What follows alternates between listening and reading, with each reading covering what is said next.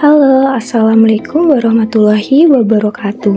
Perkenalkan, nama saya Nabila Aitrisna dengan NPM 2213034332. Kali ini saya akan menjelaskan tentang resume terkait penapisan citra dan konvolusi, yang dimana tugas kali ini untuk mata kuliah pemrosesan citra digital. Lantas, apa itu penapisan citra? Penapisan citra adalah teknik untuk mengubah atau memperbaiki gambar dengan memodifikasi nilai-nilai piksel. Hal ini dilakukan berdasarkan lingkungan tetangga dari suatu piksel.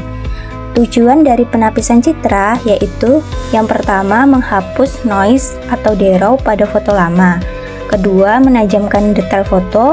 Yang ketiga, memburamkan wajah atau area tertentu. Kemudian jika kita lihat pada gambar di samping, itu terdapat input image (FXY), yang mana input image adalah citra asli sebelum diproses. Kemudian ada output image (GXY), yang merupakan citra hasil setelah diproses atau dikonvolusi. Kemudian di dalam gambar di bawah ini merupakan jendela 3x3 yang mengelilingi piksel XY. Ini adalah lingkungan lokal dari piksel pusat. Dalam konvolusi, hanya akan memproses satu piksel pada satu waktu berdasarkan nilai tetangganya. Selanjutnya, penapisan termasuk operasi aras lokal. Maksudnya, operasi lokal sendiri adalah pemrosesan citra yang dilakukan dengan melihat nilai piksel tetangga di sekitar suatu piksel tertentu. Artinya, nilai piksel baru pada hasil citra dipengaruhi oleh nilai piksel-piksel di sekitarnya dalam area yang kecil. Biasanya disebut dengan kernel atau max. Kemudian, kenapa sih penapisan termasuk operasi aras lokal? Yang pertama itu menggunakan jendela atau kernel, contoh 3x3, 5x5. Jadi maksudnya di sini yaitu saat melakukan penapisan, sistem mengambil sekumpulan piksel di sekitar piksel pusat, misalnya area 3x3, kemudian menerapkan suatu aturan, misalnya konvolusi dengan matrix filter. Kemudian ada nilai baru dipengaruhi tetangga sekitar. Artinya, nilai intensitas baru suatu piksel dihasilkan dari kombinasi atau perhitungan terhadap nilai piksel-piksel tetangganya, bukan hanya piksel itu sendiri. Kemudian ada teori konvolusi. Cara kerja konvolusi itu yaitu dengan menggeser kernel atau filter pada seluruh citra untuk menghasilkan citra baru berdasarkan kombinasi nilai-nilai piksel di sekitarnya. Nah, konvolusi ini ada dua fungsi dan dalam domain kontinu yang didefinisikan sebagai yang ada di gambar ya. Kemudian ada sifat-sifat konvolusi. Yang pertama itu ada komutatif, asosiatif, homogeneous, adiktif, atau distributif, shift invariant. Kemudian ada konvolusi pada dwimatra. Maksudnya ini, konvolusi pada dwimatra adalah operasi dasar dalam pengolahan citra digital yang digunakan untuk memodifikasi atau mengekstrak informasi dari gambar. Nah, operasi ini tuh melibatkan pergeseran kernel atau filter pada suatu citra 2D dan menghitung nilai baru untuk setiap piksel berdasarkan nilai piksel tetangga dan nilai kernel. Untuk konvolusi pada dwimatra itu ada untuk fungsi kontinu dan fungsi diskrit. Kemudian ada operasi konvolusi yang dilakukan dengan menggeser kernel di dalam citra. Nah, dari gambar itu kan ada hasil konvolusi, yang mana hasil konvolusi ini disimpan dalam matriks baru. Jadi, konvolusi ini dilakukan dengan cara menggeser kernel atau mesh yang berukuran 3x3 ke seluruh bagian citra yang berukuran 5x5 piksel per piksel. Kemudian selanjutnya ini ada gambar yang merupakan contoh citra fxy yang berukuran 5x5 yang kemudian dikonvolusi dengan sebuah kernel atau mesh berukuran 3x3. Nah, jika kita lihat ya, fx-nya itu merupakan citra yang berukuran 5x5 sebelum dikonvolusi, sedangkan G-X-nya itu merupakan kernel atau filter 3x3 yang akan digeser ke seluruh citra untuk melakukan operasi konvolusi. Untuk cara kerjanya sendiri, yang pertama itu kernel Gx-nya itu diposisikan di atas citra fxy yang biasanya itu mulai dari kiri atas tanpa padding. Kemudian yang kedua itu setiap posisi elemen-elemen dari kernel dikalikan dengan elemen citra yang tumpang tindih, lalu hasilnya itu dijumlahkan. Yang ketiga, hasil jumlah tersebut menjadi nilai dari GSY atau hasil konvolusi yang berada di posisi tersebut. Yang terakhir itu kernel kemudian digeser 1 piksel ke kanan lalu ke bawah hingga seluruh citra diproses. Dari gambar tersebut kan ada tanda titik hitam yang mana itu menunjukkan posisi 0,0 dari kernel. Selanjutnya kita kan sudah membahas nih tentang step by step operasi konvolusi. Nah, di sini saya akan menjelaskan lagi terkait operasi konvolusi. fxy dikonvolusikan gxy. Yang pertama itu tempatkan kernel pada sudut kiri atas, kemudian hitung nilai piksel pada posisi 0,0 dari kernel. Jadi untuk yang pertama gx-nya itu diposisikan di kiri atas kernel, di kiri atas citra.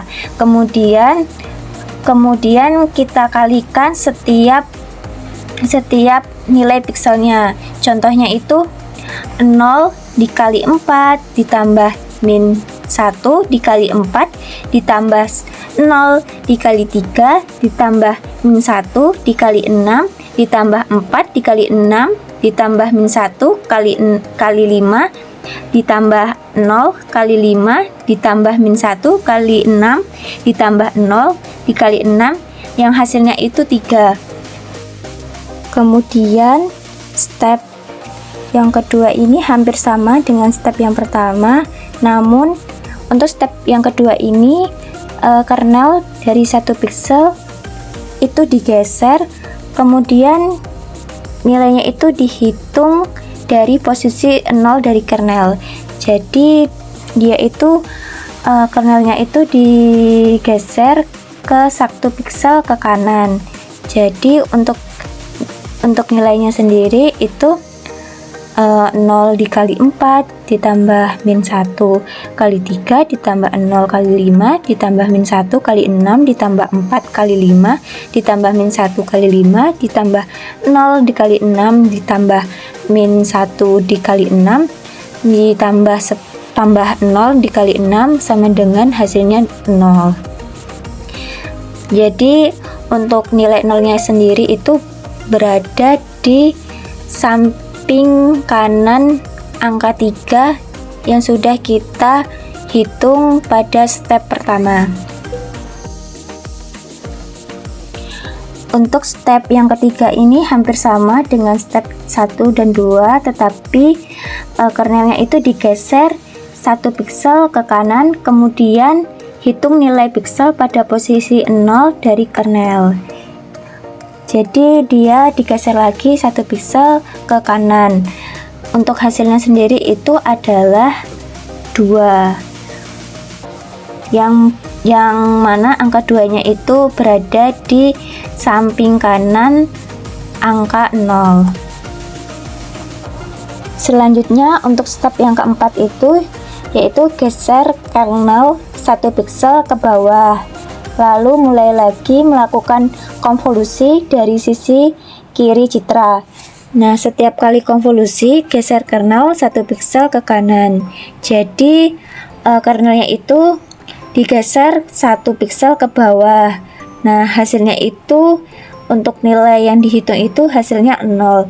Nah, angka 0 sendiri itu diletakkan tepat di bawah angka 3. Kemudian jika kita lihat pada gambar yang kedua itu kernelnya itu digeser ke kanan.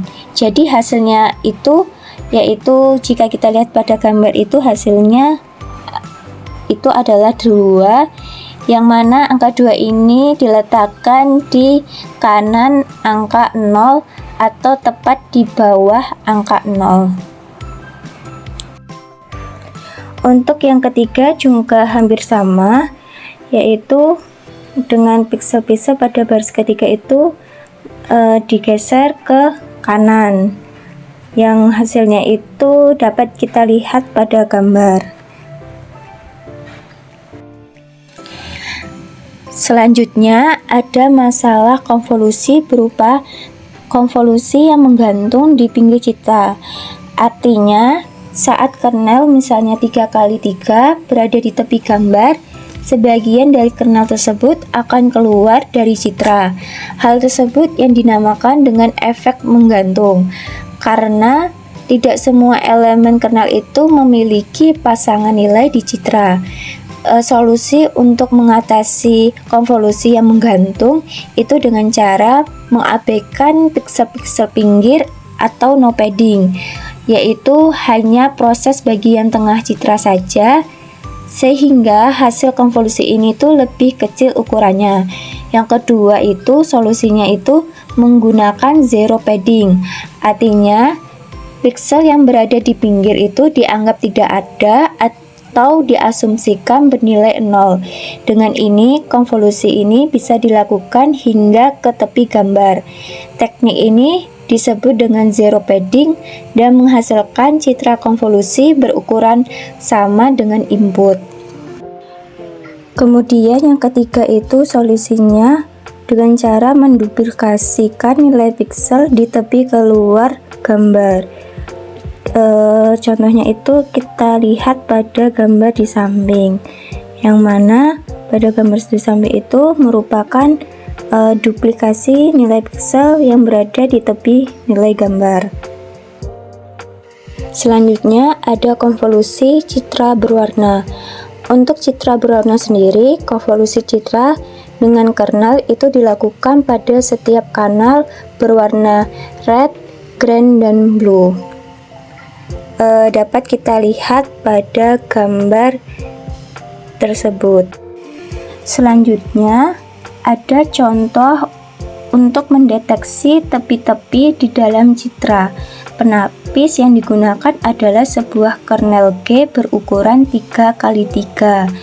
Nah, kita lihat bahwa untuk kernelnya sendiri itu yaitu min 1, min 1, min 1, min 18, min 1, min 1, min 1, min 1 yang dikonvolusikan GXY menjadi HXY yang merupakan hasil dari proses konvolusi. Untuk kodenya itu dapat kita lihat pada bagian kanan atas. Kemudian yang selanjutnya itu ada penggunaan konvolusi di dalam CNN. Convolutional Neural Network atau CNN merupakan salah satu metode deep learning yang umum digunakan untuk pengenalan citra atau image recognition. Pada gambar di bawah ini merupakan arsitektur convolution neural network,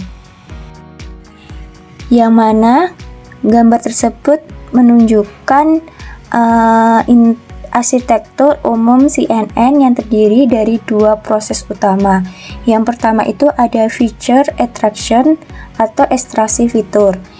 Yang pertama itu ada input berupa gambar awal yang masuk ke CNN, kemudian konvolusional atau ReLU, operasi konvolusi yang dilakukan dengan kernel untuk mengekstrak fitur seperti tepi, pola, dan tekstur.